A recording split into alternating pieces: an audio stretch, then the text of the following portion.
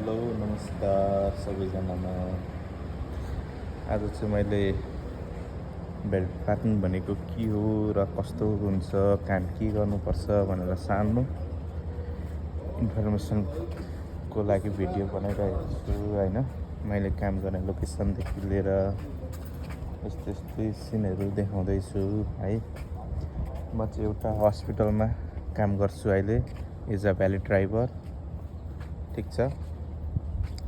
अहिले चाहिँ यहाँको बेलुकाको लगभग 6 बजिरहेछ, घाम डुबेको छैन होइन। यही हस्पिटलमा मैले काम गर्ने भनेको शेख सुल्तान बिन जायद हस्पिटल। अनि भ्याली ड्राइभर भनेको चाहिँ एउटा कस्टमर सर्भिसको काम हो। जस्तो कि यो गाडीहरू यो अगाडि भयो, यहाँ आएर गाडीहरू रोक्छ, यहाँको गाडीहरूलाई हामीले लिएर वेलकम गरेर पार्किङमा लाने हो। त्यहाँ पार्किङमा अनि जस्ट उनीहरूको काम सकेर आउँछ, अनि सकेर आउँछ मान्छेहरू। त्यहाँ हाम्रो पोडियम त्यहाँ हो, अनि त्यहाँदेखि गाडी लिएर यहाँ ल्याइदिनुपर्छ अनि दिनुपर्छ। गाडीलाई काहीँ छ्यास्सा छुस्सा केही गर्नु हुँदैन, छाउनु हुँदैन, सिटहरू सार्नु हुँदैन। अनि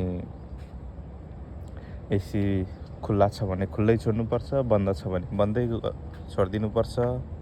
त्यस्तो गर्नुपर्छ। फेरि केही यताउता गऱ्यो भने कम्प्लेन जान्छ, कम्प्लेन गरेर फाइन तिर्नुपर्छ। यस्तै भिआइपी कारहरू आउँछन्। अहिले चाहिँ यहाँनिर अफिस टाइम सकिसकेको भएर अहिले गाडीहरू आएको छैन। त्यहाँ एउटा इमर्जेन्सीमा गाडी चाहिँ रोकिरहेको छ, तर त्यसलाई चाहिँदैन होला सायद, नभए मलाई बोलाउँथ्यो होइन। यस्तै छ साथी हो। दुबईमा गर्मी धेरै छ, सबै लोकेसनमा चिल हुँदैन। यहाँ चाहिँ अब अलिक टाढा छ क्या, वरिपरि यस्तो छ। त्यही भएर यहाँ चाहिँ चिल लोकेसन छ। दिनमा 20-25वटा 30-40वटासम्म गाडी आउँछ। 2 जना छौँ। यस्तै छ है। हाम्रो चाहिँ लोकेसन यहीँ हो। धेरैजनाले सोधिराख्नु भएको हुन्छ के काम गर्नुहुन्छ, कस्तो काम हो, भ्याली पार्किङ भनेको के हो भनेर। यस्तै छ है। र मेरो भिडियोलाई लाइक कमेन्ट सेयर चाहिँ प्लिज गरिदिनु होला, सब्सक्राइब पनि गरिदिनु होला प्लिज। सबैमा मेरो अनुरोध छ।